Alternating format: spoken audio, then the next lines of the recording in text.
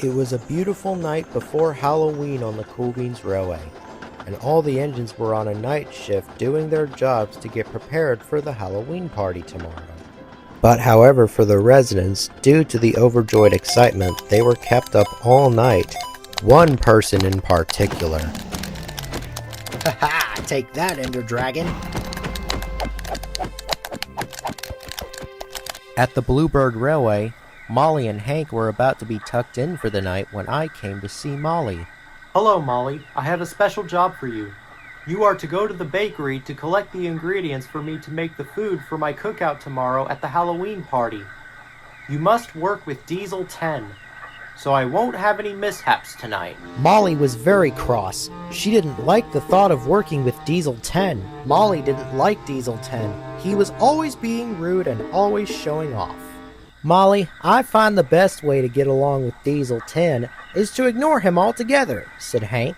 You've dealt with engines like him before? Of course I have, Molly, Hank said. We had these punks that used to break certain rules back on my other railway. But you know what? My manager knew discipline perfectly, and he showed those meddling bugs who's boss. So don't listen to a thing Diesel 10 says to you. Because you know what? Underneath all that, you're a brave engine with a heart of gold. This made Molly feel better, and she puffed away to the yards to meet up with Diesel 10. But when Molly arrived at the harbor, she couldn't see Diesel 10. Diesel 10 was up to his old tricks. He rolled up behind Molly and went, Just a silly old steamy to be scared on Halloween. Diesel 10 sniggered. That wasn't my fault. Molly snapped. You scared me. I could have popped the piston. Oh, you will be when we run into the naughty gnomes. Diesel 10 purred. The naughty gnomes? Little fat man with big feet. They make strange things happen. It's legendary. They steal your wheels and filter funnel. Yeah, right, like I believe that. I'll prove to you that I'm not a scaredy engine. Molly said. We'll see. Diesel 10 smirked. Diesel 10 and Molly soon headed for the bakery. But Diesel 10 teased Molly with every click and every clack. When they arrived at the woods, Diesel 10 cried, It's the haunted forest. And he called out, Whoa, Molly. In a spooky voice. Stop that! Molly said crossly. But the breeze blew and the branches creaked. Diesel 10's teasing made it spooky indeed. Diesel 10 and Molly soon arrived at an abandoned warehouse. The buildings were old and very rusty looking. But then they could hear a banging noise. What was that? Molly said nervously. Sounds like the naughty gnomes are looking for a steamer to scare. Diesel 10 said smugly. Diesel 10, I don't believe in your story, let's face it.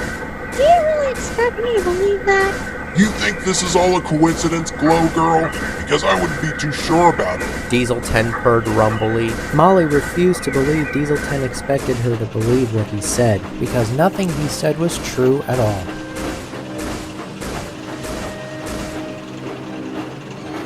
Diesel 10 and Molly had to stop at a red signal. It was next to some scary-looking trees. Molly wished that she was back in her shed with Hank. Just then, the wind blew and Molly heard a strange cry. Then she felt something grab the back of her tender. Look out! Diesel 10 shouted. The naughty gnomes are coming for your funnel! Cinders and ashes! Molly gasped. Her boiler quivered and her valves rattled, and she let out a frightened peep from her whistle. Scared engine! Diesel 10 sneered slyly. Molly was even more crosser than ever. She decided it was time to pay Diesel 10 back for all his teasing. Diesel 10 and Molly were approaching the bakery. But then, Molly stopped. She was looking at a junction. She then reversed. There, sitting in the siding right next to Molly, was a suit of armor that looked just like her. And you thought I was the scaredy engine this whole time. I'll show you. Meanwhile, Diesel 10 was getting very impatient. But then he heard a noise.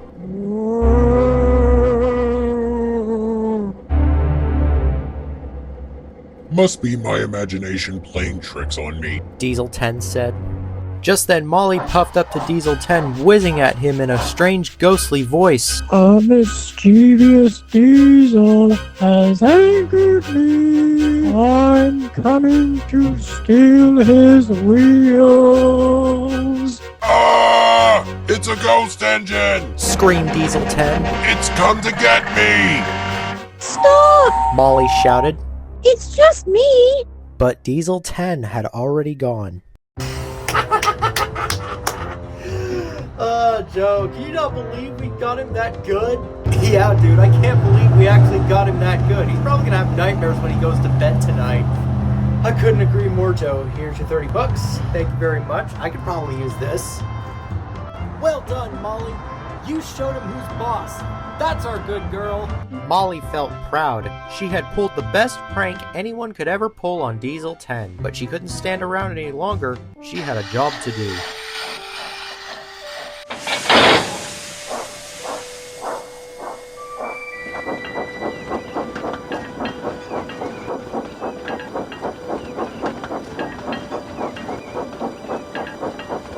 Along the way, Molly approached the woods.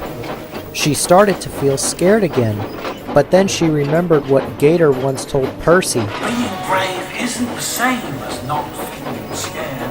Being brave is about what you do, even when you do feel scared.